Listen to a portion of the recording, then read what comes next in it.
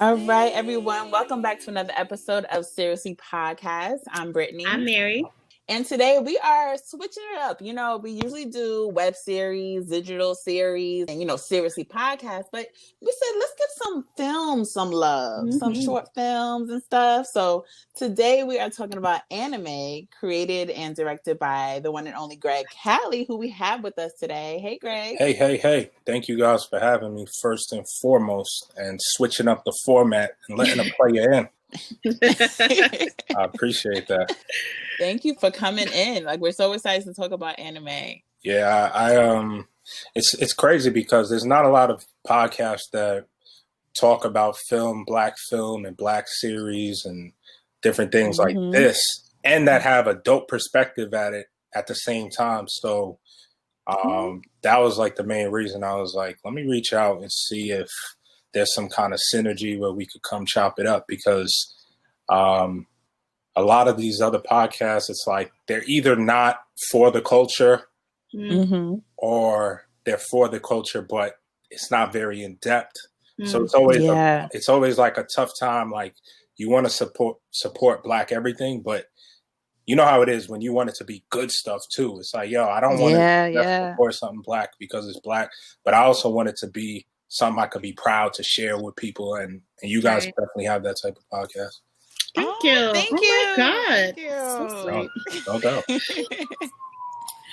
So before we get started, we always like to ask our guests, what was the first web series you ever watched? So it's so funny because I knew you guys were going to ask this question. You didn't come prepared? I'm just kidding. Well, no, it's funny because, like, when I was thinking about it, I was like, it was so hard for me to pinpoint, but I'm thinking and I'm like, I go so backwards because I kind of, when I see the final product, like Insecure came from Awkward Black Girl, I go back and look at them. When I saw Money Violence made it to title, I went back and looked at it. So it's hard for me to say the first one, but I will say, I think one of the ones that I remember watching early on, the HBO show High Maintenance, when it was on Vimeo. Oh, wow. I remember watching the High Maintenance episodes on Vimeo because I had a friend who kept telling me, like, yo, you should check this out. They have a really interesting format of the show, how they like kind of tell a different story and different characters every episode. And that was real intriguing to me. So that was like one of the first web series that I can remember really being like, wow, nobody's supporting this and like watching the episodes continuously. I'm sure there's been a bunch others, but like I've seen a lot of web series that I might not remember the name of. To put it in a kind way. Got you. So you actually directed your own web series with Mac Wiles, After Hours, which I love. Like, I love the concept of it. What inspired you to start creating your own content?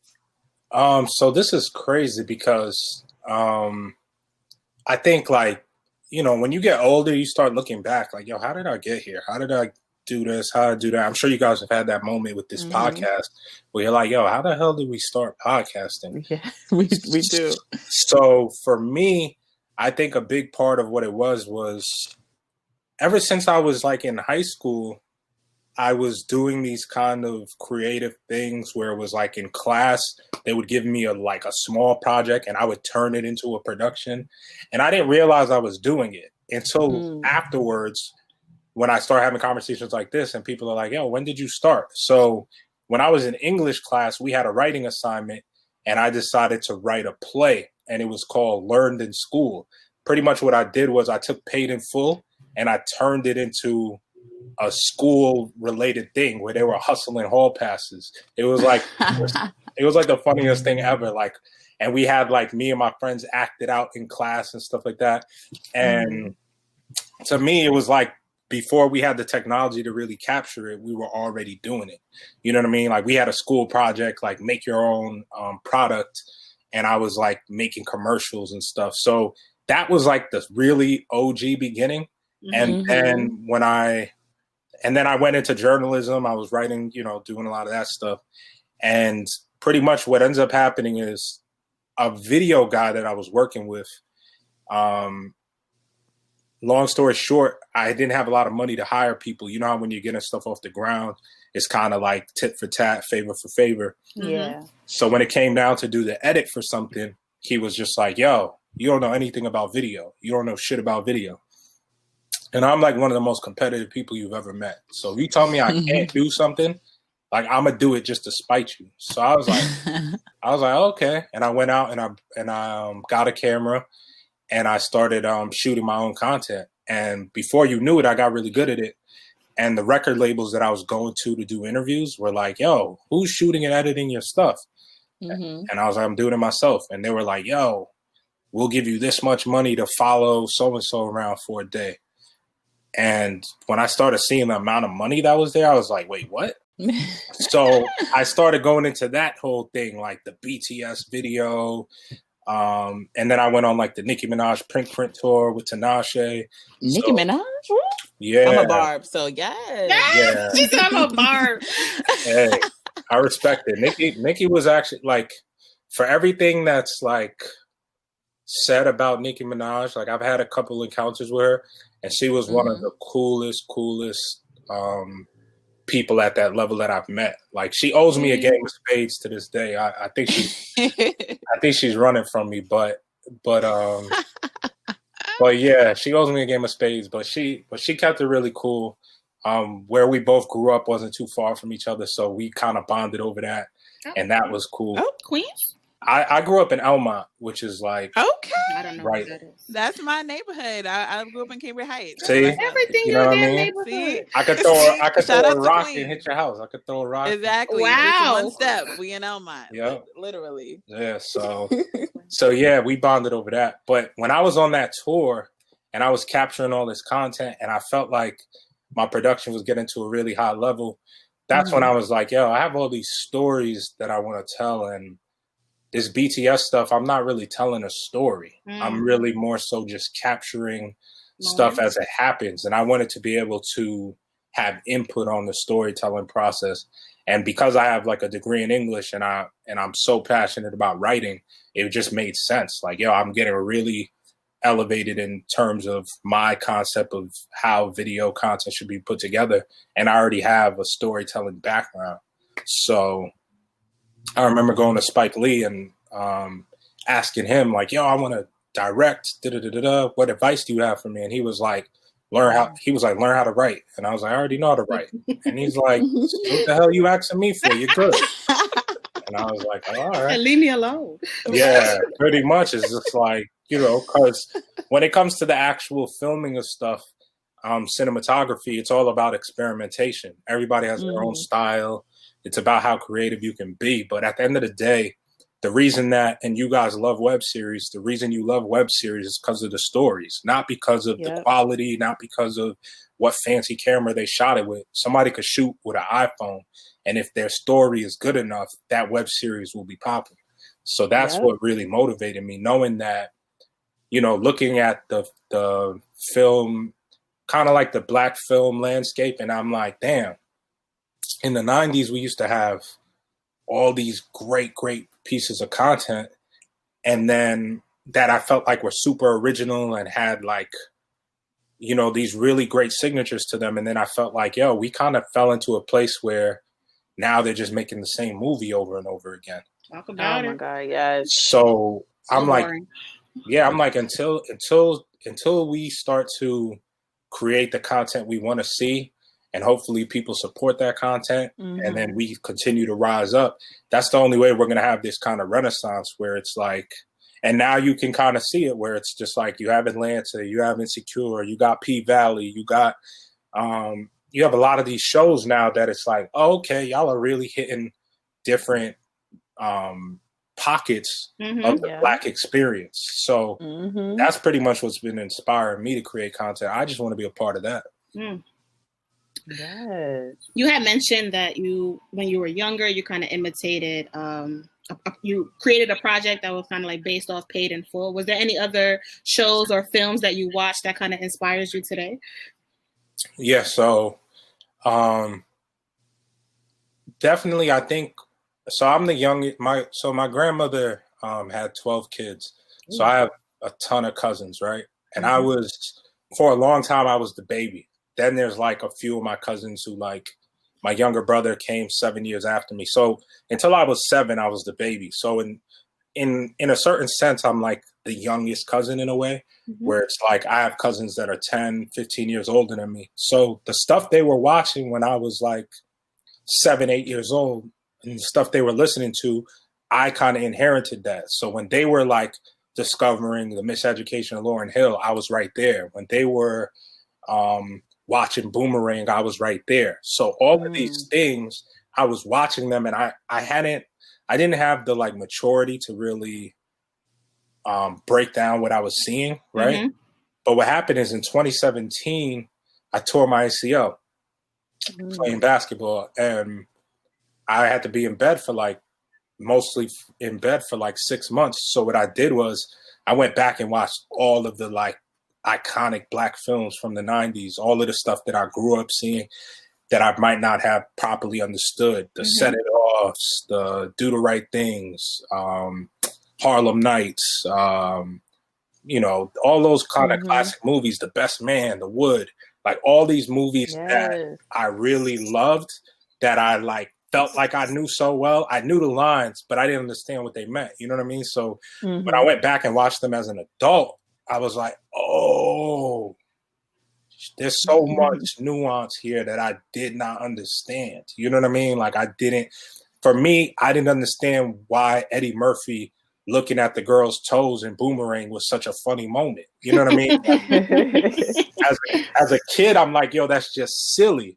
But the symbolism of it all, that kind of just shows how shallow you can be as a man. Like you could become so shallow where it's like, you're not even judging her off of the right things. You're looking at her toes. Like, how many hours of a day are you actually going to see this girl's toes, really? So, so that was when I started to appreciate those art all over again. So it was a lot of that 90s, like those 90s Black films, the Mo Better Blues. Come on. Classic. Yeah. Come on. Yeah. I can get in my bag about Black films for real. Like that's What's your ultimate favorite? All-time favorite? So it might Black be a little film. bit disappointed. My all-time No favorite. judgment. No. My all-time favorite Black film is actually Paid in Full, which is why I had recreated it. But I just feel like, as Black as it is, as cultural as it is, it doesn't lose anything in production value, acting power, writing. Everything was A1. So it's just kind of like, it's like our Goodfellas. Like we don't, when you think about like Black films, it's like, what's the gangster Black film that is that polished? I don't have one that I could put next to Paid in Full where it's like, yo, all of the literary techniques they use stand up. And then you have Mekhi Phifer, you got Wood Harris acting their ass off. You got Regina George. Lil Kane. Yo. No, different movie? Never mind. I'm thinking about Juice. I'm sorry. Wow, Juice. ma'am. Juice. No, I'm just kidding. Juice is another one. Juice is another one, though. But in terms of favorites, Paid in Full, Mo Better Blues. Mo Better Blues is like, to me, one of the GOAT films that people haven't seen. So I watched that movie so many times because the moment you tell me you haven't seen Mo Better Blues, like we're watching it that day. Oh, wow. Oh, you haven't seen it? Okay, cool. One of my favorite films. I guess you can't necessarily classify it as a Black film, but White Men Can't Jump is one of my favorite films of all time. That's a good one. You can't go wrong with The Best Man. Like those, like Best Man is good, classic. I like Set It Off a lot because that was the first film where you just like that I can recall where Black women just got to like run the show. Like they got busy. Hello. Yeah. They got to be tough. They got to be gangster. And it was really like there was no male savior. You know what I'm saying? It was really just like some real Black girl shit. So come on. So yeah. Got him. Yes. Can I ask y'all what's y'all GOAT Black film? Mine is Two Can Play That Game. I could watch that Oh. all day, and it taught me so much about men and relationships. I like that. Yeah, that one's good. I like The Wood. I love The Wood. That's a is cute so one. good. Yeah. That's the one. Like, I just love showing them young and in present day how their childhood affected each other, even just relationships, men and women just being friends and not. Like, it's really good. That's my go-to. Yeah, no, that's super nostalgic. Like, it really makes you think about, like, just imagine watching that film as a virgin and seeing this dude, like, and this girl, they're about to do it for the first time. Like, scenes like that, like, until you went through it and go back and watch it, you don't truly appreciate it. Because when you're a kid watching it, you're just like, oh, this is funny. Yeah. But then when you're an adult and it brings you back to that moment, that first time that you went there with somebody, you're like, oh, okay, got it. I know exactly what this is. Happy. Right. Definitely. I just want to talk about how I feel like anime is definitely unapologetically Black. Like, even in the first frame, you see Kaepernick's jersey. And you also see like the Black Panther action figure on his desk. So why was it important for you to include Black Panther action figure on his desk? And how did Chadwick Boseman's passing affect you personally? So it's so crazy because so there was this little time period, maybe like 3, 4, 5 years ago, where a few prominent Black actors started coming out in their interviews and saying, like, and I remember it happening on like the Think Like a Man press run and stuff, where they were like, yo, this isn't a Black film, it's just a film and there's Black people in it. And I was like, yo, why are we shying away from the distinction of being a Black film as if that's some kind of embarrassment or something like that?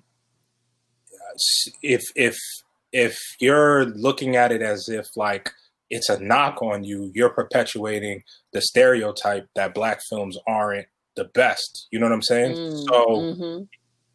So in my mind, I'm like, when I'm creating my film, I was like, yo, I'm gonna like overdo it. Like, I want it to be so Black that you have no choice but to call it a Black film. Like, you could try not to, but you're gonna be like, it's pretty Black. So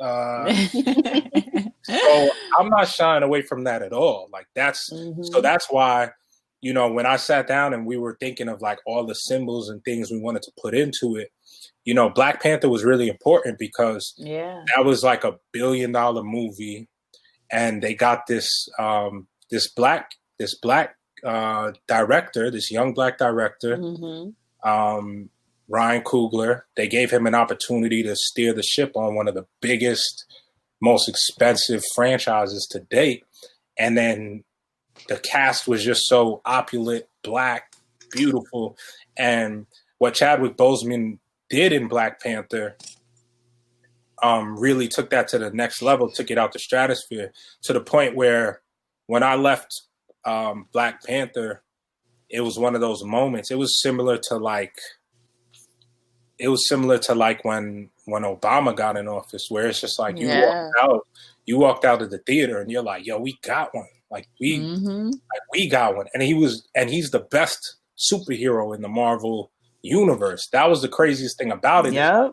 There's no more, like, when you're watching Avengers and Black Panther shows up, the arena goes, like, the theater goes crazy. It's a different feeling. Yeah, so what he was able to do with that character, and it's so funny because I feel like as a consumer, you kind of forget that Chadwick Boseman is the Black Panther, right? Like, so you just keep saying Black Panther, Black Panther, Black Panther. So when Chadwick passed away, and I was thinking about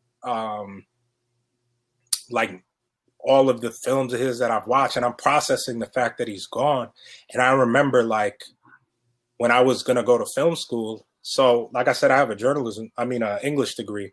I started in journalism, but I switched to English, and I graduated with an English degree. And when I started getting into film for real, like, I had that insecurity of like, damn, I didn't go to film school. And I visited this film academy in New York.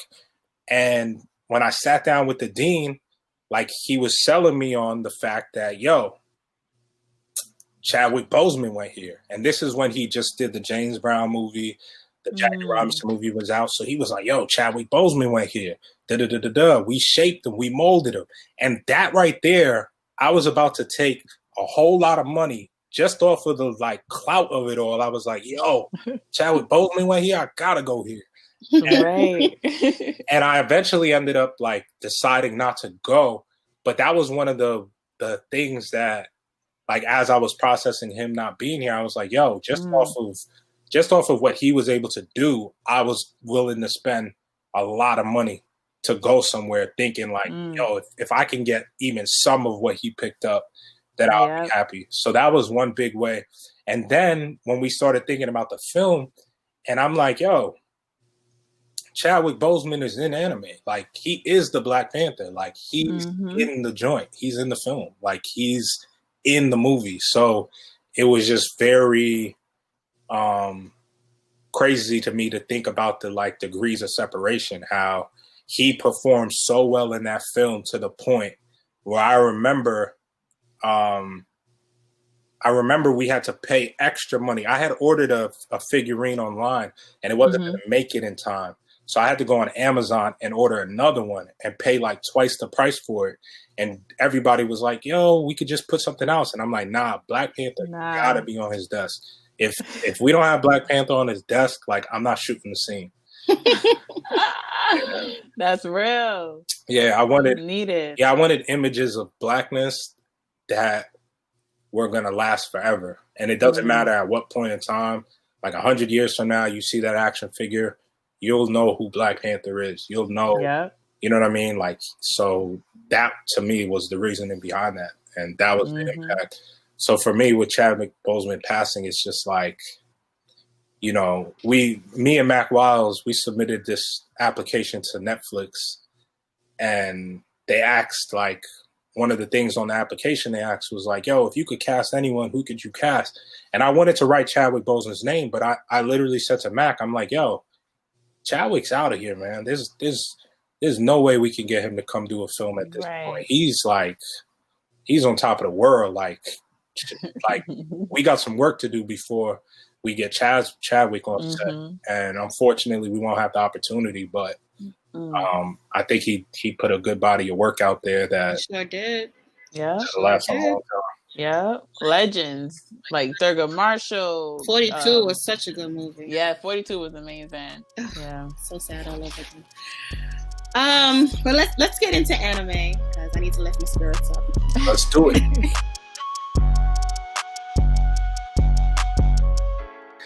I guess this is the point where we should say if you haven't seen anime yet, definitely fast forward if you haven't watched. If you haven't watched, pause this, go to Amazon Prime, watch it, and then come back to us. Then come back. Spoiler alert. Oh yeah, perfect. That's even better. Yes, plug that in there. So the film opens up with Wes. He is an A&R rep. Is that what he is? Yeah, he's an A&R. He's like a hip hop A&R. Okay. He works at Atlantic, but he don't seem to work. Like, I don't see him do anything. Nothing. That's a fact.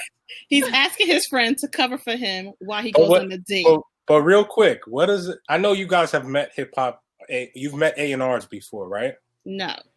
You've never met an A&R before? No. Have I? I don't think I have either. Well, the funny thing is, I know quite a few A&Rs, but like, have you ever asked yourself what exactly does an A&R do? I wonder. No, I don't even know what it stands for. I feel like that's such on TV. Everyone's always an A&R rep. Everyone's always A&R. It's like TV. It's like Tommy from Martin, right? Where it's like, ain't got no job. Okay, you're an A&R, right? Sure, okay. What do you do? What do you do? What exactly do you do? Like, I'm assuming they look for talent. So. He said no. What an A&R? Incorrect. No, that's part of it. A&Rs can sign people to labels, so they can discover talent and sign them. But typically, what an A&R does is they shape the sound of your album. They bring you the right producers and the right sounds that you should be creating. They pretty much help you musically, like, kind of put the project together. So yes. Okay. the reason that I feel that it's like an ironic kind of position to have is because you got guys like J. Cole, where it's like he produces and writes the song, he sings on it himself. So what did you really A&R? You know what I mean? Like he did everything himself. Like a lot of these artists are just kind of doing it all themselves now. Yeah. So the idea of an A&R is a little bit outdated. So I actually thought that was pretty funny because I was like, you don't actually know what an A&R does. They don't work. Yeah. Yeah. The only A&R I remember that actually did something is from Brown Sugar, Taye Diggs' character. He actually cared. He went to talent shows. Yeah, exactly. And, I think he was like producing that Dalmatian group. Dalmatian group. Yeah, the dog. They're getting paid to have a good time, right? Yes, like, I'm scouting talent at this concert. Let me find out if the A&R get paid to do that. Right? I'm going to SOBs and I'm gonna ultimate job. Gotta switch careers. A&R is a nice job to have, I think. But back to us. He asked his friend, what's his friend's name? I'm so sorry. We call him G Mugs. Raheem. Yeah, G Mugs. So Gibby Joseph, aka G Mugs, plays Raheem. Yes, Raheem. He asked Raheem to cover for him. I think he has like a conference call coming up because he wants to go on a date. So I'm like, so you're leaving work early for a date? Where they do that at? Y'all never called out of work for a date? Listen, I'm gonna go after work. Like, what am I leaving early for? I'm lucky if I could get a date. No. Oh, get out of here. Get out of here. So Wes is meeting this girl, Anime, who he's been pursuing for over a year. And Raheem's not, he's kind of like, let her go. He's talked a lot of junk about her. He talks a lot of junk about a lot of things, but we'll get to that. We'll get there. So Wes meets up with Anime for this art gallery date, which I thought is so cute. I would love an art gallery date. You've ever been on one? Yeah, the best date I ever went on was actually at a museum. Ooh, really? Because I think that so annoying. Nah, for real. I think as a man, and it's gonna sound silly to say it, but like as a guy, you always want to make sure that the person you're going out with is there because they're interested in you genuinely, right? Mm-hmm. And a museum date is the most, like, you gotta like somebody to go to a museum with them. That like, is so true. Ain't no like frills. Like, the museum is nice, but you don't want to be in a museum with someone you don't like. It's not like going to some expensive restaurant where you're like, whatever, I'll listen to this dude talk as long as I'm getting my lobster. Like a museum, all y'all have to do is have conversation and just be around each other. So I think that allowed us, in terms of the date, that allowed us to really connect because you can't run out of things to talk about. You just look at the art and then you talk about the art and then you end up talking about something else. Yeah, I actually been on a museum date and I forgot about it, but it was good though. Now that I'm thinking about it. See? Okay. Yeah, that's a good date. Because exactly like you said, just talking and connecting. And a lot of these galleries, it's like bring your own wine, so you can like pull up there with a bottle of wine. Well, not the fancy ones. Like if you're going to like the Whitney Museum or something, then nah. No. But if you're in Soho at like the little walk-in galleries and stuff, like a lot of those things are bring your own wine. So you can go ahead and grab whatever you like to sip on and just stroll in there and chill, just vibe. Okay. Yes. I love that. Real cute. What was not cute was that he only had one flower. When he was like, oh, sorry, I'm late. I had to pick up this. I said, this? Which I thought that too, but at the same time, like, do I really want to carry around a bouquet? So, like, it's a single flower. It's cute. You know what the one flower means to me? It's like, I like you, but like, I don't like you? No, not that I don't like you, but like, you send somebody a bouquet of roses on like their birthday or on like something special, but it's like, yo, this is the beginning. Like, I'm gonna give you one. Like, it's almost like, here's a taste of what what I'm about. You know what I mean? Yeah, yeah. But for him to say, "I'm sorry, I'm late because of this one flower," I think I would have looked at him like, "What?" You definitely would have been looking at him crazy. That was straight G. That's like, yo, I'm late. Let me pick up a flower right quick. This is an excuse. Okay. You know how that goes. But I digress. Wait, so this is not their first date, right? Or this is like date 1.5. Okay. They hung out before. Now it's a date. Exactly. They hung out, and then like pretty much what Raheem was saying in the scene before is like, yo, she ghosted you. Like he chilled with this girl. She ghosted him.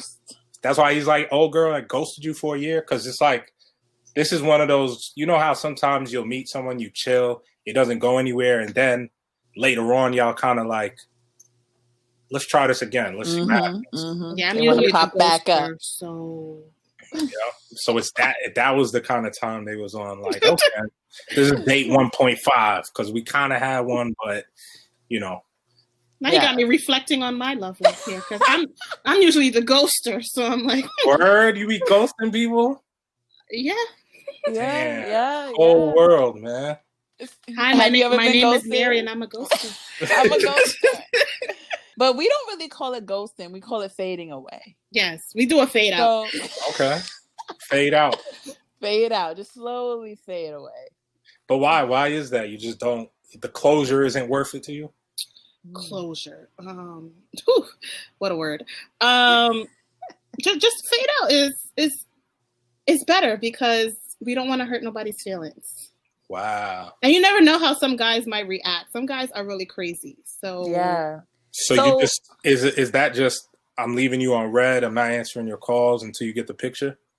It's more like a fade out. So I might answer one time. Got you. Might not answer the next I'm just gonna piss you off. I'm gonna piss you off until you just give up. Until you're just over it. Fading. Got you. I'm not proud of the ghosting and the fading. I'm not proud of it. As I get older, I don't want to do this. I feel like from a guy's younger days. From a guy's standpoint, whenever I'm like, I don't know if I've been, maybe I was being ghosted and I didn't know it. Maybe I was being faded out and I didn't know it. It happened. But you're welcome. It did happen. We're letting you know about it.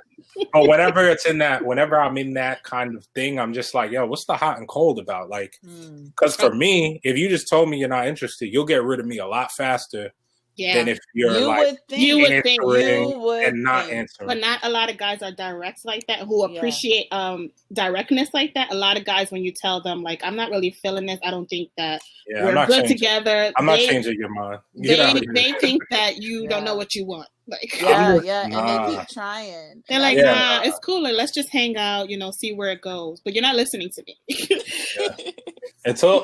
Once you explicit, for me personally at least, when you explicitly tell me, yo, I'm not interested, then I'll just keep it moving. But if you don't tell me and you act wishy-washy, I'm like, maybe I'm not putting enough effort forward. Maybe maybe she's just busy, or maybe it's this. So I'm like, all right, let me test the temperature. Let me do something to kind of like see what kind of the vibe really is. So I'll try to like maybe invite you on a cool date or something to see like, okay, let's see if she's really not messing with me or what it is. Yeah. Definitely communication is key. You got to let people know exactly how you feel. But some people listen, some people don't. Facts. Sorry, y'all got to go through that. It's all right. So they're on this date. They're having a good time. They're vibing, and they talk about how Wes wants to leave his job. I started working at a label because I wanted to executive produce the next Tupac or Biggie. But everybody is afraid to take a risk. You know something crazy?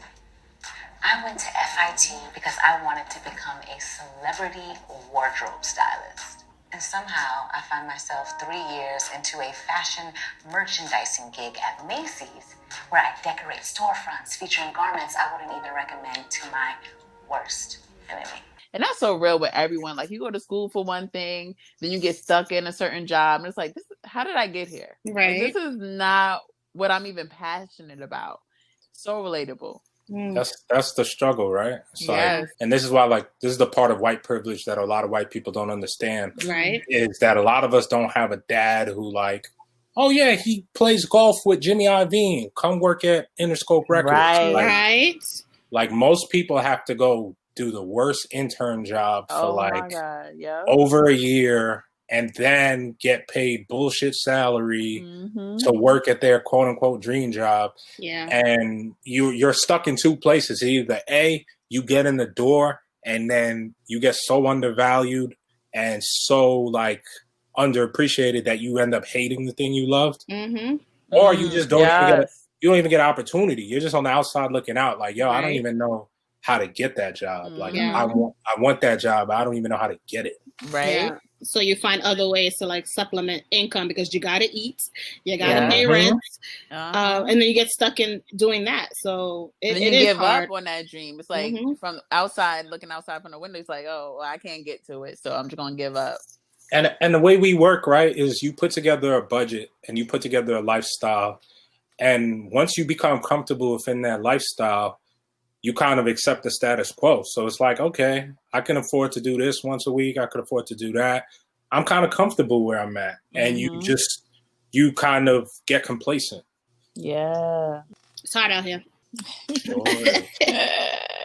But back to their date, you know, he wants to get a little bit deeper, wants to get to know her more, which you would think is totally fine. Yeah. But her guard is up. Every question, she's like, "Are you the FBI? Am I under investigation? Like, it's like, why are you asking me questions?" I'm like, these are no. I mean, I feel like first date questions, you can get deep. I don't think I would look at a guy crazy like for asking me about my family on the first date. Yeah, like But you want to get to know me, but she's like, "No, you don't need to know that." I think right, because it depends like what your intention for that person may be. Like, if you know you're just trying to have fun with somebody and they start getting deep, you're like, yeah, hey, yo, get out of here. I'm just trying to have a good time or whatever the case may be. Or you might be hiding from those things, right? Like I'm on this date to ignore my real life and you're putting a light on. Right. Yeah, shine a light on. Yeah. Know how that goes. But she's like, I'm here for a good time, not a long time. What are you doing? Exactly. Yeah. So he does find out that she doesn't know like the heritage of like her mother's side or just her mother's side in general. So he's like, I have an idea. I'm going to take you someplace. Trust me, this will be good. So I'm thinking, ooh, somewhere special, part 2 to the date. I'm like, yes, part 2. I was so impressed. I love a part 2. His house. So, he said, this is going to be good. Why am I here, sir?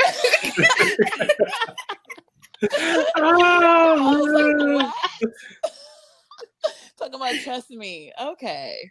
So we're at his house and he decides to give her an accessory box that he found in his closet, regifting it to her. Yes. And I'm saying, here, take this. You say you don't know, I'm trying to help you. So at first she was kind of like, oh, this is like a little odd, but you know what? She's with it. She's kind of impressed by it. And because he's listening. He was listening. He's listening and he wants to help her, which is nice. He likes her. This is beautiful. But then he said, you know, the results are going to come back in 8 weeks. I'm like, will she even be around in 8 weeks? You're getting ahead of yourself. Right. This girl goes to you. That's a fact. This is his way trying to make sure she stick around. I'm locking you in. I'm locked in. So she does DNA test. She's with it. So that kind of like gave him points and everything. And, you know, she asked him to play some music. They vibe out and they try to get it in. And she's like, nah, chill. I like to take things slow. And he's like, all right, cool. I guess. You know, he feel away, but he's not like making her know that he feel away initially anyway. Yeah, I think you have to like, as a guy, especially like a girl's, and when it's like the vibe is right, and then a girl's like, nah, it's just like, you understand. No, you understand, but you're like, your body is telling you one thing and your mind, it's almost like whiplash. R. Kelly? Like, nah. Just say my mind is telling me no. Nah, but you go through that thing where it's like whiplash, where it's like, damn, okay, got it. You're trying to process what you heard, but your body is still like, you know, the chemicals that be, and you know, they're like, yo, what's up? We here, let's get it. Yeah. So sometimes you have that interior battle where it's just like, all right, how do I not act super horny in this moment? Well, and I feel like that's like a debate of, do guys look at women differently if she has sex with him on a first date worth of waiting, like a timeline? Like you as a guy, do you look at women differently if they're like, oh, first date, let's do it? I would like to, like, the PC answer would be like, no, I'm not going to judge you. I'm not judging you. We want the real here. We want just the real. do what you're gonna do. Like, so I had a whole IG. I did an IG live. Like, I have an IG live series called Decoding Anime. Yes. So they're all on my IGTV. But I had Jesse Wu on to talk about this topic. Mm-hmm. We pretty much break down like the topics we've been discussing. We break down each of them in the IG live. So Jesse Wu was just like, yo, some of my best relationships, like, we got right to it. Like, I just wanted to do it. We did it. We got right to it. For me personally, if it gets there quickly, I start to pause and be like, wait, I'm not narcissistic enough to be like, I'm the only one she's ever done it this quickly with. You know what I mean? So I'm also not asking you about your numbers or what you've been doing. Like, I just don't believe in asking those kind of questions. But when I'm left to assume, now I'm just kind of like, damn, like, is she doing this with other people right now? Right. Like, how, like, I'm starting to wonder those type of things about just her lifestyle. You know what I mean? Because, it's not saying that the lifestyle is wrong, but the lifestyle might not be for me. You see what I'm saying? So that's my thing, is that I like to believe that when I'm going there with somebody, that I'm the only person that she's going there with at the current moment. Right. That might not always be true, or it might not have always been true in my lifetime, but you know, I try to put myself in those situations. So when I find myself having to wonder, like, damn, am I the only person, and blah, blah, blah, blah, blah, like, then it becomes a little bit problematic for me. A little bit. It's not like you just start pondering, huh? Yeah, you just start wondering, like, damn, like, you know, the joke that guys always say, and it's a bad joke, but the joke that guys always say, like, yo, what's the whole facts? Blah, blah, blah, like that.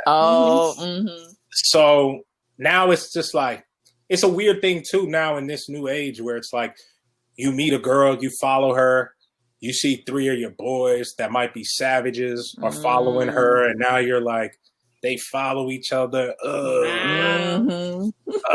Crazy. So yeah, so that's the worst thing. Like, you guys, you might have that, and then now y'all got to it quick, and now you're like, hold on a second, we got to it quick.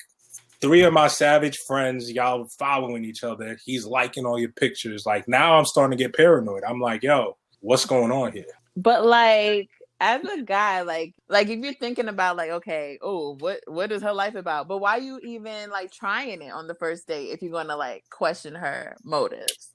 That's the stupid thing, right? Like, yeah. That's the I can't even make it make why sense. You even like come to my house? I want to show you something. That's the dumb thing, is like, you go for it, and then if like you get it, it's not even like a test, but it's just like such a backwards thing where it's like, it's the rush. Yeah. Like, and it's a double standard, right? Because you gave up the D ASAP, and you're not looking inward at yourself like, am I a hoe? But you're looking at her like, is she a thought? Like, what's going on here? So it's a bad double standard. I'm not gonna lie. Yeah. Nasty. It's very nasty. Yeah. It's hard. That's why I said, it's like, I could say the PC thing, but in life, I choose to be honest. So no, and that's what we do here at Seriously We Podcast. appreciate We want you. honesty. Yeah, for sure. Some people will be like, F him, he's judgmental, but it's not even like that, you know? I personally think all guys think that. They just don't want to say it. I actually have like some really close friends that are just like, I don't care. You know what I'm saying? Like, you ever heard that Lil Wayne song, Prostitute Flange? No. So he made this song about Corinne Steffens, aka Superhead. Mm-hmm. And he's singing, and he's pretty much like, I wouldn't care if you were a prostitute or if you slept with every man that you ever knew. So he's pretty much saying, like, I don't care about your bodies. You like, talking about Usher or Lil Wayne? Lil Wayne. Okay. Because I know Usher got a song like that. Yeah, nah. Don't Lil mind. Wayne. Called Prostitute. Oh, don't mind, Wayne. yes. Mm-hmm. Well, Don't Mind is more about you could be a stripper and I don't care. And he don't care. But Lil Wayne is literally saying, if you're a prostitute, I don't care. Like, it's forever just me and you. It's like a sweet song. Like he's crooning and singing in auto-tune. Oh, romantic. He's romantical. I mean, they call her Superhead for a reason. What can I say? So there's some guys like that. So I wouldn't say all. I would say a majority maybe. Yeah. But I personally have some male friends that are just like, I'm that nigga. So if she sleeps with me right away, that's because I'm nice. Okay. Yeah. My boy just wrote on my Instagram the other day. He was like, he has a 3-date rule. If by the 3rd date he's not getting some, he's out. What? He's honest. Yep. But what happened to sex being like sacred or just something like special? Soul ties, like why is it? That's how I feel. That's how I feel. Yeah. It just feels like, we want to have good sex, but at the same time, like I don't want to go to a party and then it's like a bunch of your bodies around me and it's like this dude and that dude and that dude and none had some and they all looking at me laughing like, oh, look at this guy. No, nobody wants that. Nobody wants that. Nah. Look at this guy. Look at this guy. Yeah, Look at this guy. We've all been like, and even you guys, I'm sure you've been in an event where it's like there's a woman that's notorious for doing this and doing that. And then you see this like good dude that's wifing her up and you're just like, ugh, if only he knew. If only he knew. That's why you gotta do your research. You got to. You gotta. That's why I said it's a bad joke, but you gotta check the whole facts. You gotta. So back to the film. Wes, the next day he goes to talk to Raheem. I'm not really sure why he keeps going to this man, but that's the homie, I guess. And he says, she checks out all the boxes. She could really be wifey, but I'm not feeling this whole like taking it slow stuff. But he really does like her. Yeah. And Raheem doesn't understand. He's like, what? When you say take it slow, what do you mean? You mean you didn't butter the biscuit? You didn't fly the kite? You didn't capture the flag? No. Oh my! You say you didn't butter the biscuit? How old is Raheem talking like this? I think he has like that timeless soul where it's just like, I don't know if you guys have a friend like that in your life who just says weird like euphemisms and shit. You just be like, what the hell are you talking about? So I think he's one of those guys where it's just like, he'll be saying stuff that you ain't never heard. You're like, wait, what's going on here? What are you talking about? Now, is he Muslim? Yeah, you could say that. You could say, okay. So I thought all Muslims, like, they don't believe in premarital sex, but he was like, you ain't buttered the biscuit? I think you might be thinking about Black Israelites. Okay. So Black Israelites don't believe in premarital sex because they don't want to perpetuate the single Black mother, baby mama lifestyle. So they don't believe in premarital sex because they're trying to end that chain. So yes, there are some people. The only reason I know that is because the last project I worked on, one of the editors that I worked closely with was a Black Israelite, and he was schooling me. My boy Yuri, he was schooling me.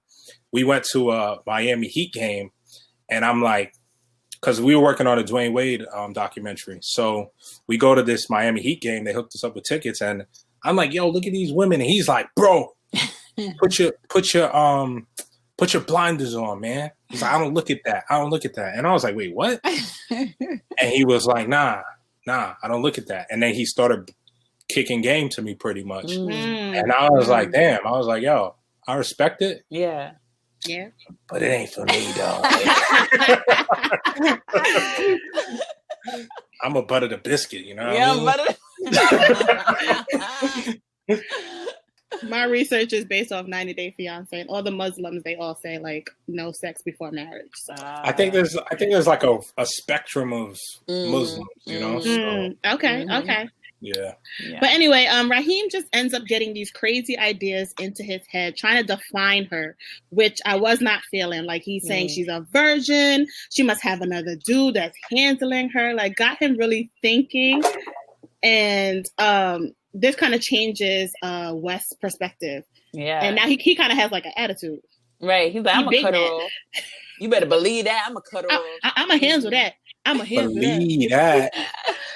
Like, what if she literally just wants to wait? Like, calm down, sir. And I'm trying to make all these ideas about her. Right. What really threw me off is like Wes never thought of these things before. Like Wes a whole year. Wes don't be thinking. Wes is not use his brain. He's not a thinker. He's not a thinker. He's not a worker. He's not a thinker. It's just it's hard to love and think, right? Ain't You it? can't do both at the same time. It's hard, right? Ain't it? Because when you get out that shit, you be like, I was doing some dumb Right, shit. like that was me? Wait, Like, what the hell was going on? Why didn't I stop and think for like 10 minutes? all he needed. Yeah. But it just goes to that thing where and I said, like you guys were just schooling me about the whole ghosting thing. It's like sometimes guys be on the other end of it and they're just like, yo, I don't know what's going on through her head. You know what I'm saying? Like, I don't know. And as much as guys think they know, they don't know. So that's what that's so true. The scene represents is like a guy being so sure he knows what's going on when he has no idea what's going on. No clue. No clue. Zero. But that's really how people be moving, right? They be like, oh, yeah, nah, she's just trying to, she's just doing this. She trying to use your money, dog. Like, she just sees you got the lifestyle. She using you. Yeah. Boom. And that's listening to your friends stuff. That's why a lot of people keep their relationship private and don't tell their friends anything because your friend will like alter your decision making. Yeah. Good or bad. It's a delicate balance because it's like you want outside perspective. Yeah, you want to share. You don't want your perspective tainted because it's like, you want you to have stay in your certain bubble. friends. Yeah. Certain friends are going to do stuff that you would never do. So they're telling you, do this or do that or yada, yada, yada. For example, I was dating well, I wouldn't say dating. I was talking to somebody. Wow, he diminished it. He said, don't put it at dating. We're down here at talking. I don't know. You could call it whatever you want. Did y'all go out on dates? We went out on like a date. Maybe two. Okay. Yeah, maybe. We'll go. Okay, we'll take it. Yeah, I think we went on like 2 dates. Okay. But this woman was vegan. Okay. And pretty much she was just like, yo, I'm not going to sleep with a guy that's not a vegan. Oh, wow. And my boy was like, yo, just go vegan for a month. And then bounce. And I was like, nah. Nah, that's doing way too much. Like, I'm not like, that's changing changing my diet just to like lay down with someone. Nah, we're not doing that. So you can't touch this if you can't touch it. Yeah, I was word. I'm like, okay, all right. Okay, that's different. I mean, she knows what she wants. She has her standards. Yeah, I mean, I heard Maya say the same thing, right? She said that she tried to date one of her friends, and she said that he was going to kiss her, and she could smell the dead animals on his breath. Okay. Sure. Yep. I was like, okay. Let's take it down a notch there. She said the dead animals? Wow. And the thing, the most ironic thing about it is I'm damn near vegan now. So it's like, I'll do something for the lifestyle. Like, if you want to put me on to something, put me on to it. But don't like give me an ultimatum. Like, yo, you gotta stop doing this for this. I'm like, nope. Yeah. Now I don't want it. Yeah. You're not gonna tell me what to do. Well, facts. So, Anna Mae surprises Wes at his job. She scored tickets to the Commodores. You know, they love that. They both got old souls. So they're excited to go, have a great time. She took him out, walked him home. She's a true gentle lady. Okay, true gentle lady. They get to his spot and she pulls out her phone to call an Uber. He's like, what's going on? What are you doing? She's like, I'm calling my Uber. He's like, for why? Like, sir, I want to go home. Yeah, what you thought? I'm going home. And he confronts her about wanting to take it slow, like he don't understand English. And he says, I really like you, man. And I'm okay with waiting and taking it slow, but you got to help me understand what exactly are we waiting for? first of all, you're lying because you're not okay with it. Right. You're not okay with it. And what if she's waiting until like you guys make it official or marriage? Like, calm down. This is date 1. Calm down. Take 2. Well, Date one and a half, at this point, they've been dating for a couple months. That's what he was telling Raheem. Oh, at this, okay. It's been a couple months. Since the art gallery. Yeah. We didn't know that. Okay. Yeah. Okay. Yeah, that's why he's like, yo, it's been Still, a couple months. I can't be out here choking the chicken every night. So he's just like, you know, it's a lot of self-love happening right now. I guess. He's frustrated. Very, sure, but you're not okay frustrated. with it. He's not okay with it. He's big mad. Yes. Well, what can she do? Like, she can't dumb it down for you anymore. She said, take it slow. Like, yeah, that's it. just respect it. But he's like, nah, I'm not really feeling this. So she said, you know, if you're not okay with that, then maybe it is best that we just go our separate ways. And that's what they end up doing. Deuces. I gotta go. So, question for you. If you guys were dating a man and you say you guys were dating for like 3-4 months and he just never like tried to have sex with you, and then you were like, yo, what's up? Like, I want it, blah, blah, blah. And he was like, yo, I like to take it slow. You guys would just respectfully just be like, okay, cool. That's for me. Actually, that's ideal. Okay. Listen, we keep it real. Listeners already know. I'm waiting till marriage, like full virgin. Oh shit. Waiting till marriage. So if a guy tells me I'm taking this, I'm like, where have you been all my life? Like, that's what I want. Yeah, that's it slow. That's what's up. I respect that. Yeah, I'm waiting as well, but not for marriage. It's for love. Like, I've never been in love, so I would not want to share my body with anybody. So that's ideal for me as well. Wait. Are you telling me that you both have never buttered the biscuit? I have not. You have not buttered You ain't fly the kite? I didn't fly the kite. You ain't capture the flag? Raheem, have a seat. Raheem, please leave us alone. Yes, Wow. That's correct. That's crazy. See, you guys have it good because I always tell people until you get it, you don't really yearn for it. Like the before and the after is a whole other lifestyle. It's almost like crack. Like once you have that's what I see. Once you get a hit of once you roll up, almost like crack. Yeah, like you see how like I don't know if you guys are familiar with like DMX. I don't know if you guys had crack before. No, never, sir. You guys haven't even had the proverbial crack, so I can't even use metaphor. But DMX, his blunt, when he was young, his blunt was laced with crack, and that's why he's had drug addiction all these years. Ah, okay, yeah. And I think a lot of the dudes that be like, yeah, I lost my virginity when I was 9, those are the damn sex addicts today. I'm always like, you poor thing. Whenever I hear stories like that, I'm like, you don't even know. Like, you don't even know. My babysitter. I'm like, sir. That was rape. I don't know if you know that. Yeah. That was molestation. Yeah. But it's different for guys. That's looked at as like a badge of honor, as opposed to like if a girl said, "Oh, I lost my virginity from my uncle" or something like that. Like for a guy to say like, "Oh, I lost my virginity at the age of 9 to my babysitter," then they're like, "Oh." I have friends that he's like, "Yo, I had a friend who used to brag about like, yo, I got head when I was 8." And it was like him getting molested, and I'm like, "Yeah, you don't even know. You got molested. You didn't get that. You got molested." I think you know that. They don't even know. Yeah, that's the sad part. It is. Sure is. But yeah, it's definitely. I definitely get the crack metaphor. Yeah, it is. I'm telling you, like the moment that you cross that threshold. It's so weird how your body just changes, and it's like you just have to have it. It's crazy. But we chilling. But we chilling. I respect it.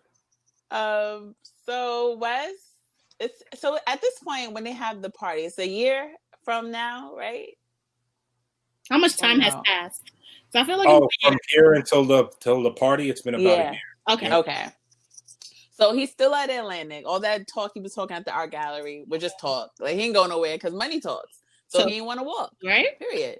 So they gave him, a deal. Like, listen, you do this, you could EP a whole album. So this is what I wanted. I'm gonna just stay. So Anime ends up being there. He didn't even know she was invited. He was mad, but he was happy to see her. Like, cut it out. You just trying to show off in front of your boys. Sure. So they get to flirting. They're back to their old ways. He offered to get her a drink. And I'm thinking, Atlantic don't got open bar? Yeah, so what's this? He said, let me get you a drink. I said, what? That's the stunt, right? That's the stunt where it's an open bar. You be like, let me get you a drink. Let me get you a drink. I'm like, but it's open bar. Remember, this is the one rose man, Yeah, okay. It's all about the presentation. It's not about the actual. It's like, oh, I'm gonna order your drink for you, even though it's an open bar. You gotta just make it. You gotta make it feel like you're doing something. You know what I'm saying? Okay. I see you, Wes. See, you've been doing this, sir. right. Greg, this is what Greg's been doing. I'm buying you a drink. It's open bar. To know his secrets. Right. You're like, whatever you want. It's on me, but you're it's like a Casa Azul. They don't got that. They got what's what they serving? Bacardi Gold. That's what they got. They got that. You can have it with ginger ale, Sprite, Coke, anything you want. Yeah. It's on me. One of them three mixes. So they have a good time. Like they're dancing all night, booed up, looking into each other's eyes. So they end up at his place again. And she finally reveals the secret she's been holding from him. You waited a whole fucking year to tell me? 2 years? I'm sorry. This is not something I just tell people on the first date. Hi, Wes. Nice to meet you. My name is Anime. I have herpes. How about the second? What about the third? The fourth? The 10th? I mean, I lost count. His reaction, he is pissed off. It shocks her. Yeah. Like they both feel betrayed. Mm-hmm. I'm glad you said that they both feel betrayed because it was very important to me that people don't misconstrue it as him being mad at her for having the disease. No. He's more mad that she didn't trust him enough to tell him the secret. Like he's more like, why haven't you shared this with me? Which is not even, I'm not saying that he's right for that standpoint, but that's what his standpoint is. It's more, yo, why the hell didn't you tell me? You know what I mean? Like that. Yeah, they both felt betrayed and they both were almost like selfish in a way. For him, because of his reaction, he was like, to me, it came off like he was only thinking about himself, and it wasn't easy for her to say that to him. So for him to respond that way, like, I think that was like a bit selfish of him. And then for her to omit that information and still be entertaining him was a bit selfish. So they both had some rights and wrongs. I think Wes probably crossed the line a little bit more than Anime. It just goes to show also, I feel like if Anime, he was like, oh, why, what about the first date, second date? If she told him on the first date, I feel like he would have dubbed her. Yeah, you never know. Maybe. For sure. It's possible. Yeah. The way he's reacting now. So can I ask you guys a personal question? Yeah, go ahead. And you guys, as you guys date, how long does it take you to tell a guy that you're saving yourself? I think for me, I don't say anything until it comes up. You don't say nothing until he starts reaching for your zipper. But then I also don't put myself in those situations. Like, I'm like, wait a minute. No, I don't put myself in a situation like I'm not really going to your house. I'm not letting you in my house. Like, so you haven't had the awkward like dude sends you a crazy picture and you're like, whoa, it's not that kind of party. Yeah, like when I was like in my younger 20s, he would send me my boyfriend at the time would send me like naked picture, and I was acting like I didn't receive it. I was like, oh, I don't know. The picture's not coming through. He didn't know? I was like, I don't know, maybe something wrong with my phone. I was like, it's on my phone. Wait, but And he didn't know that you yeah, he knew like probably, I don't know if that was after or before, but he did know, and then he said like, oh, he respected it and liked that about me. Like I know for me, I never had any negative reactions to it. It's always like, wow, like I Same. like that. Like Yeah. that's crazy. I mean, respect that. Yeah. I think for sure. Yeah. I think it's Sorry. the only time you'll get a adversely negative response is if a guy was just trying to get in and get out, and it's like, Jesus Christ, like, Yeah. what, like the hell? And that happened before. Like a guy, I was texting with a guy I used to talk to, and it got to the point where he was kind of like, oh, I'm just kind of looking for friends with benefits. And I was just like, well, you're not going to find that here. And that was the last conversation we had. Like, I got friendship. I don't got no benefits. I ain't got no benefits for you, bruh. The benefit package is lacking. Like if it comes up, I don't have a problem with saying, like, I don't hide it. Yeah. But it can get like, because you do get nervous of what the reaction will be. Like, will they look at you crazy? Especially like at our age, it's kind of like, what is the longest you've dated someone without telling them? I feel like I always divulge that information like pretty early on in the dating phase, not so much the talking phase. Like has it gone a month? No, I think it's been before that. So think about the perspective of that, right? Like, think about, even though it's two different, truths, think about the perspective of telling somebody within a month and telling somebody a year after they've been courting you. You know what I mean? Yeah. Like, so. Oh, we totally get why he's upset, because she has been like hopping in and out of his life. Yeah. I think when you're just left in the dark for so long and you just feel dumb. I dated a girl that was a virgin, and this was at a point that we were pretty well into our 20s. And when she told me, I was just like, oh, okay, cool. And the thing that I felt bad about was that I knew her for a long time leading up to then, and I was just thinking of all the inappropriate jokes I might have made in her presence, not knowing, and things like that. So that was like more so I was just kind of like, ugh, I probably said so many dumb things in conversation and that you would ultimately wish you could take back that you right. Yeah. But that's good that you like recognize like what you did, or like where you were wrong in a sense. Yeah. I mean, like some people don't.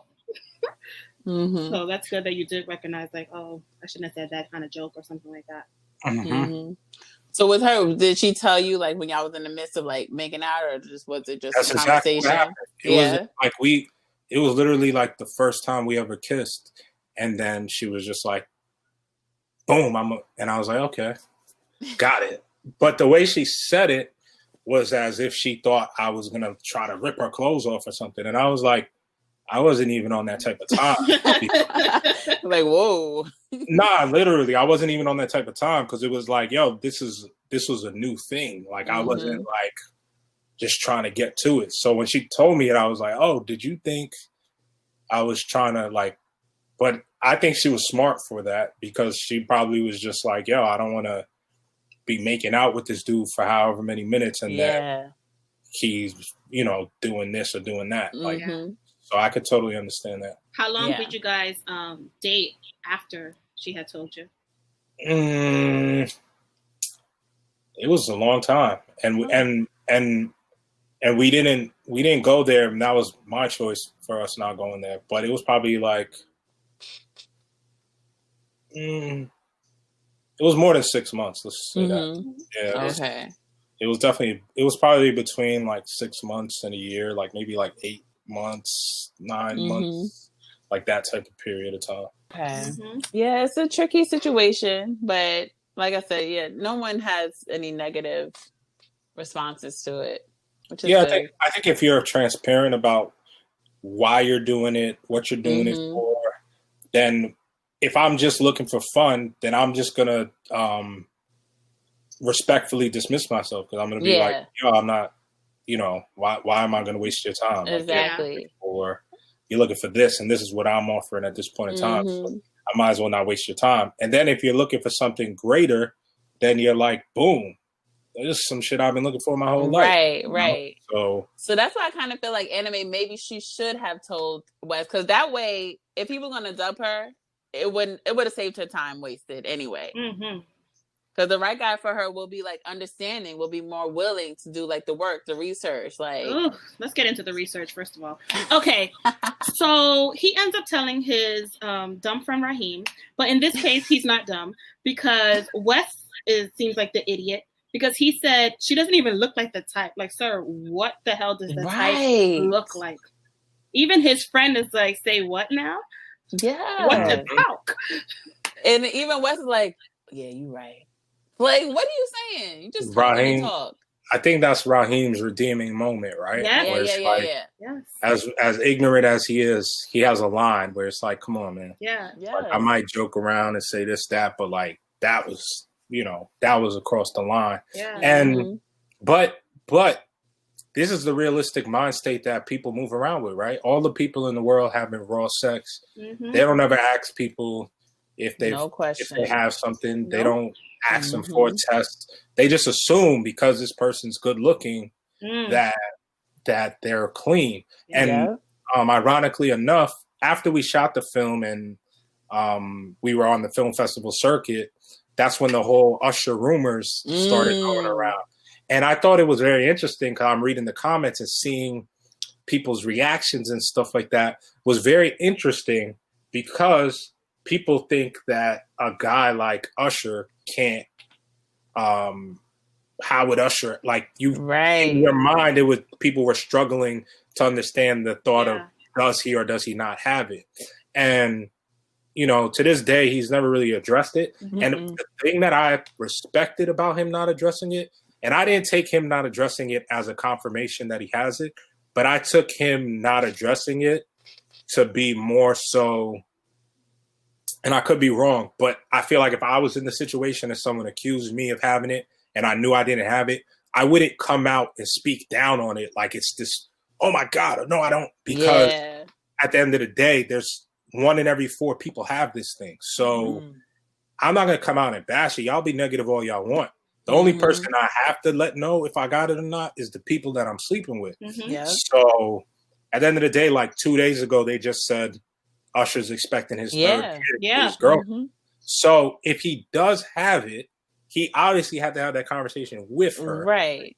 Which is very interesting because the only way you can have a child is through unprotected sex. So either she's decided she doesn't care that he has it and decided to go there, or he doesn't have it. We don't know. But and it's not our business.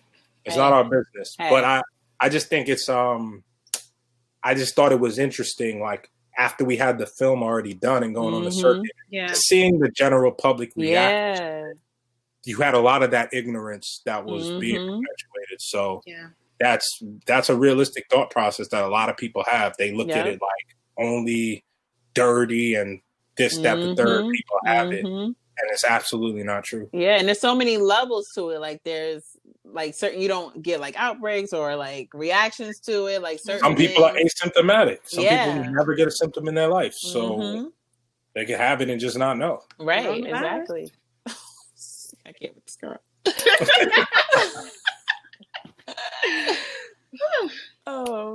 So Raheem does end up telling him, there are precautions available if you educate yourself. And you would think that Wes having this job would be educated or try to do more research, but he doesn't seem like the more level-headed person out of the two, which I was confused about. So Tyler comes in and talk about this girl group that no one wants to take a chance on, but Bruno did, and now they're like the number one trending. And the fact that no one wanted to take a risk because they were a liability, it had him thinking like, oh shoot, light bulb. I'm acting like the label. I wanted to take a risk with Anime. So he runs out of work again, not working, missing calls. Again. He said, Raheem, you got me? Raheem said, nope. So he comes to senses and calls Anime over to his place to start Apollo lying. That's what he did. So wait, break that down for me. I like that. Apollo What's Apollo lying. lying? So that's when you apologize. It sounds with like an lies. apology. Yeah. Mhm. But you don't Ooh. really mean what you're talking about. So Ooh. it sounds good, but Sounds it's just real lies. good. It's just All lies. lies. All lies. Interesting. Yes, learn to hear first. Yes. So he says, like, I can't put myself in a situation, but at the same time, I can't deny these feelings. You know, maybe down the Look, line I get it if you can't handle this. And I really like you, but I am not just going to sit around waiting for herpes to go in style or for you to have a change of heart. This is who I am. Yes, you want me, you gotta take all of me. So she pours her heart out and she's like, you know what, I'm out of here. And then he pulls her up close and they end up staring at each other, and you already know about to go down. Mhm. So he's like, you know what, let's take a chance. So they started up, and he disappoints again. Wasting her time. A waste of time. He couldn't do it. He hurt her. And He she's said, sitting there, she's "I'm sorry." laying there trembling. You hurt my girl like that. I'm sorry, 2004. Like, get out of here. Ruben stuttered the most. You right. Ruben stuttered. Like, why am I Dang. here? Come on. When Wasting y'all my saw- good Uber. Can you you gonna validate this Uber? Like, what's up? My Uber's downstairs. When y'all saw the ending, how did it hit y'all? I wanted to slap him in the face. I did. Honestly, I thought, like, okay, this is going to be ending where he's like, you know what? Because when he had that light bulb moment, I'm like, Yeah. okay, he's ready to take the risk. He's with it. He woke up. He apologized. He claims he Yes. did research. Yes. So I thought I was disappointed because I'm like, dang. Will Anime find love? Great question. I want to Great know. question. I want to know. You know, one of the things that, you know, you guys pointed out the fact that, you know, Blue Note taking the risk set this light bulb off, right? Yeah. And one of the things I always ask people to look at is the fact that on the first date with Anime and West, date 1.5 with Anime and West, he talks about how everybody's scared to take a risk at the label, and that's why. And now, You're right. in the end of the film, he is the guy who's scared to take the risk. Now, ask yourself this: a year has passed. Did he ever leave the label? Nope. No, he's been afraid of risk. So this is more telling about Come on, full where circle. he is as a man in his maturation process. Whoa. Than it is about her. You know, this man, Yes. is somebody who's Life. terrified. Safe. Like to say safe. Yeah, But he's all talk. plays it He's safe. all He talk. thinks he's about the risk, but he doesn't know how to take the risk. Nope. Come on. And that's why in life there's these things that we call regrets. So he may have many of them at the end of his life, or maybe he'll turn around at some point and redeem himself for some of these regretful transactions that have occurred. But at this point in his life, he hasn't taken a risk on shit. At all. He likes to be safe, likes to be comfortable. He's content. Yeah. Wow. So let's get into just a few questions, comments, and concerns. Yes, let's do it. Let's do it. All right. So, Greg, you know, this is a very taboo topic, a traumatic experience that these characters are going through and everything. But can you just walk us through a little bit how the plot for Anime came about and how you started it? All right, so it sounds like a cliche thing to say where you're like, yo, I want people to have conversations, right? Mm-hmm. But you know, just like at the start of this conversation, we were talking about these Black films like The Best Man, where it's like you have to deal with forgiving the person you love. Like, are you going to forgive this awful thing that this person did to you, where they slept with your best friend? Are you able to forgive and go live with your loved one, or are you gonna call the whole damn wedding off? You know what I mean? And he he half forgave, right? He kind of, whatever the equivalence of forgiveness and lie, like how y'all said Apollo lie, like he did that. Where in Best Man Holiday, 20 years later, the dude is still holding on to that. You know what I'm saying? Like, so a big part of my mind state when I wanted to create a love story, a lot of what I write about is, you know, romance and human connections and love. And I wanted to create a love story that really, at the end of the day, asked the question, are you willing to love someone to the point of their absolute tragic flaw? So if you met your soulmate and this person had infidelity issues, everything about them's perfect, but they couldn't remain loyal. Are you willing to walk away from your soulmate? Yeah. You know that there's no one. Ain't name my soulmate. Well, you see, that's the thing, right? We all define the concept of it so differently. Like, there's some people where I always ask them, do they believe in a soulmate? Like, I spent a long time asking people that, do you believe in a soulmate? And then some people would tell me, yeah, I believe in a soulmate, but I don't think you're going to necessarily end up with your soulmate. And that was a powerful thought to me, where it's yo, are you going to end up with your soulmate? You know what I'm saying? Like, at the end of the day, can we all say we're going to end up with our soulmate? Maybe we met our soulmate. Maybe we blew it. Maybe we did something dumb. Maybe the timing wasn't right. So I really want to ask a question that I felt like the easy way to go is a life or death thing, right? Where it's like, would you die for your love, like Romeo and Juliet? But that's a little bit too extreme, right? Because it's to the next level. So we're asking you about something like Raheem says, it ain't gonna kill you. You know what I mean? So it's not even a life or death commitment that he has to make. And that's what I think makes this conversation great is like, yo, are you willing to accept something? If you're fell in love with someone and they were a Trump supporter, is that a deal breaker? Are you gonna cast them out for life, or are you gonna make a way to, you know, these are the things. So it's like, what are we gonna use as the vehicle to ask that overall question? How am I going to ask you guys, are you willing to love someone past the point of whatever their, you know, quote unquote flaw is? Got me pondering. That's a good like conversation starter. It's like, even when you get married, like through Thick and Thin and sick of for whatever the marriage show. Yeah, you want to be someone's wife, you don't know the word. Word, right?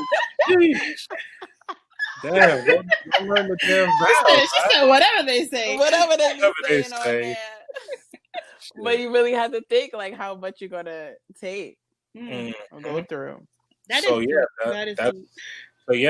was really, and then I wanted it to be contemporary, and I wanted people to be able to relate to them. People that are just like Wes and Anime in the plot, where it's like, yo, that's me. Like I'm.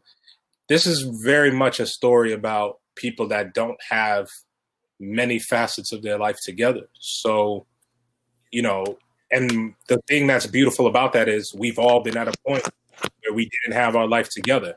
There's no one who's ever been at a point of their life where they didn't have everything together. So that makes it a universal film. Yeah. What was the biggest challenge creating this film? The biggest challenge creating this film, you know, I did this film 100% independently. So, you know, I paid for everything out of my own pocket. I wrote the film, I directed it, I edited it. I did the casting for it. So everything was, you know, 100% done in an independent landscape. And that was a challenge in itself because, you know, budget-wise, there's certain things that I wanted to do. There's certain things I had to take out of the script. There's certain scenes that would look a little bit different if Universal Pictures gave me $1 million to shoot it. You know, even the fact that I had to say to myself, okay, how do I tell this film in about an hour's worth of time? You know, the industry says anything longer than 40 minutes is a feature length film, but and this is a 50-minute film, but theoretically speaking, we think of 75 minutes or more as a movie. Like if I wanted to put a movie in a theater, the audience would be expecting at least 75 minutes to 90 minutes, or more. So in my mind, I'm like, how do I tell this story in an hour, and say a lot in a little bit of time? So the biggest challenge was being concise and, like kind of getting these messages out without having the luxury of 2 hours of time to spend. So much happens within this hour, and it's like it moves so good too. Yeah, it's a good flow. Everything. That was a huge part of that challenge. Like I said, it's like you really have to like think. Ooh, it's like a puzzle. Oh, can I take this out? Can I move this around? Can I do that? Can I do this? Can I do that? So what I'll do, what I'm gonna actually do, I'm gonna send you guys a binded copy, just as like a thank you for supporting this film. I'm gonna send you guys a binded copy of the original script. Exclusive? Yes. And I think you guys will actually enjoy it because there's a couple scenes that didn't make the final film, and the ending of the film is actually an alternate ending. So we love a good alternate ending. Okay. Yeah. So, it'll be interesting. I think you'll find the read to be really interesting, especially when you get to the end of it, and you'll see kind of you'll get to see another end point of the film. Okay. All right. Will I be angry? Oh, I would love that. Thank you. Will this change my perspective of Wes? To be determined. Okay. Okay. We'll let you know what we think. I'm looking forward to that. For sure. Can you tell us what's next? What are you working on?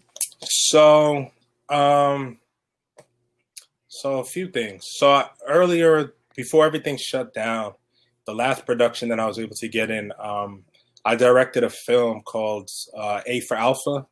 The film it's been sponsored by HBO. So yeah, HBO took a chance on this film, and I was able to come on board and direct the project. And the film is all about gender roles. So this character has to and the trailer actually just came out for that last week. So if you guys go to A for Alpha Film on Instagram or aforalphafilm.com, you'll see the trailer, and it's pretty much about a guy who has to deal with society's expectations and not being the alpha male in the relationship. So A for Alpha? A for Alpha. He's married to a strong Black woman, and he has to kind of deal with the fact that, his girl is this big time lawyer, and she's the breadwinner, and he has that internal struggle that he has to like navigate. Okay. Who is this male character? Sorry, I was looking at it right now. He looks so familiar. Who is this male? His name is Reggie Lochard. He's actually he plays the lead, and he's actually the writer of the film as well. And it's a pretty dope Black cast. It's another like Black love story. Yeah, so it'll be it should be pretty cool. Like a lot of talented actors and actresses are in this project as well. So yeah, the trailer for that just came out, and that's about to go into the festival circuit. So that's what's next. I've been, like I said, the worst thing they could have done with this whole COVID thing was give me months at a time to write. I've just been sitting in my house writing. I got a 1970s afro now. Just letting my hair grow and writing. And so I finished a feature film. So there's a film that me and Mac Wiles did called 15, which is a short film. It's about 10 minutes long. It won a couple awards. We went to ABFF with it last year. And in 2020, the Screen Actors Guild actually selected it as one of their highlight films as part of their short film showcase for 2020. So Yeah, so I yeah, thank we you. love to see this. Oh. Yeah. Last Love year, it. at ABFF, Amari Hardwick pulled me aside, and I've been doing this Amari Hardwick impersonation for like the past week or so because I was telling people a story Come on, about it. We Ghost. need to hear it. Like Ghost. So we Yes, go to this Ghost. dinner, right? So you guys will like this actually. We go to this dinner during ABFF. So it's me, Mac, Lorenz Tate, Amari Hardwick, and Kofi. Come on. Right? Yes. Kofi Sarabi? Oh, I'm just picturing the table, and I'm like, okay. Oh, and it was like some legendary shit. And I was looking around. You know, you never really lived until you've been at a table where you're like, damn, I'm the nigga that don't belong at the table. Like that's like a beautiful thing. I mean, in terms of like people gonna look at the photo and be like, who's this nigga?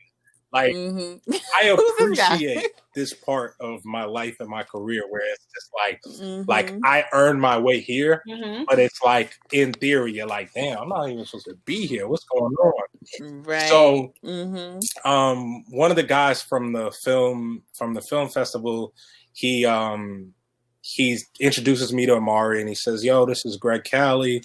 You know, he wrote and directed 15, blah, blah, blah. So I'm like, oh, what's up, bro? Blah, blah, blah. Big fan. And I'm like, yo, like, I would love for you to see the film. And there's this reel-to-reel film program. So Amari Hardwick is the face of it. Yeah. So Amari Hardwick, I'm like, yo, I would love for you to see my film, blah, blah. And he's like, yeah, I seen your film. And I'm like, no, seriously. Like, I'll email it to you. And he's like, brother, if I put my face on it. He's like, if I put my face on it, I'm serious about it. I seen all the films, bro. I seen them all.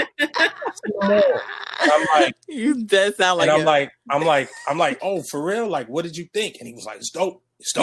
And I was like, yo, I don't know if you recognize Giviad, aka G Muggs. I don't know if you recognize Giviad, but he played with you on Power. He played Biscuit. You guys had scenes together. He goes, I know him. He's from Jersey. Like, I know him. He's raw. And I'm like, oh shit. I'm like, damn, that's what's up. And I'm like, so I'm just asking him what he thinks, and he's like, this needs to be a feature. It's not enough. It needs to be a feature. It's not enough. It's more story here. It need to be a feature. I want to help you. Put it together. Tell me how I can help you. So I'm like, all right, cool, blah, blah, blah. So, you know, he gives us this whole passionate speech, and he said some very nice things about Mac's acting ability and stuff like that, where he was talking about the difference between stars. Like there's some actors out here that are like stars, like they're blockbuster stars. And he was like, Mac Wiles, he's an actor. This guy's an actor. These dudes are stars. He's an actor. Like he's going off, and it was like a powerful moment. And I say all that to say, during this break, I was able to complete the feature film script for 15. Yes. So now I'm tightening that up, and I'll be, you know, I'll be in Amari Hardwick's inbox sooner than later. Hello, but didn't you guys? I don't know if didn't you guys work with him as far as showing something with like Jack so Daniels? That was part of the reel-to-reel film competition. We did one of the screenings that we did for 15 was at the Jack Daniels reel-to-reel competition, and that was essentially how he got his eyes on it. And I'm thinking that like, oh, he didn't even see it, like he's just endorsing it. He just shows up for the check, and he was like, I watched all the films. He's like, my name's on this. So, and he encouraged me to go and write the feature, which was the original idea, was for it to be a feature film anyway. But I had gotten to a point where I was like, I'm not going to write anything I can't make, right? Because until somebody puts the money in my hand, I'm not going to write it, because then it's just like, okay, I have it and now I can't do nothing with it. So I was writing more short forms that I could afford to independently fund. So when this whole thing shut down, I finally got to finish a couple feature film scripts. So I do have a lot of scripts that are done, and now I'm shopping those around. And and I'm working on a documentary. I can't say who it is yet, but it's a iconic artist, the iconic R&B artist, and hopefully we'll be bringing that to you guys sooner than later. Listen, come on, speak it into existence. You're booked I'm here and for busy, it. and we love it. I'm trying. We This thing love slowed it. me down, but it was a good slowdown. It was a good slowdown for sure. Mhm. That's so dope. You are doing I'm your trying. thing. I'm over here trying. So we're just spreading the word about anime right now. It's on Amazon Video, like you guys said earlier. And then on my Instagram, if you go to like @GregCali, like in my IGTV, we have a bunch of these IG Live conversations about these topics that we've been discussing here. And on the Anime the Film, it's literally @Anime the Film on Instagram. We have a bunch of BTS content and cool stuff too. And we have some merch coming up too. So I turned like a lot of the lines from the film into wearable art. So we have some cool pieces coming. So yeah. Be on the lookout, guys. You have to definitely watch Anime the Film. Man. Thank you guys for supporting this. Like I said, I'm a fan. Y'all got my support. So however I can return the support moving forward, I certainly will. Thank you. Thank you so much, Greg. This was so much fun. Like really, definitely be one of my favorite episodes. I can't wait so to share this with the peoples. Well, we appreciate you, and we'll definitely keep in touch. No doubt. No doubt. Thank you for having me. Thank you, everyone, for listening to another episode of Seriously Podcast. If you're not already, please subscribe on all podcast platforms @Seriously Podcast, and make sure you follow us on Instagram and Facebook @Seriously Podcast. And we'll see you guys next week. Subscribe. Bye, guys. Bye, everyone.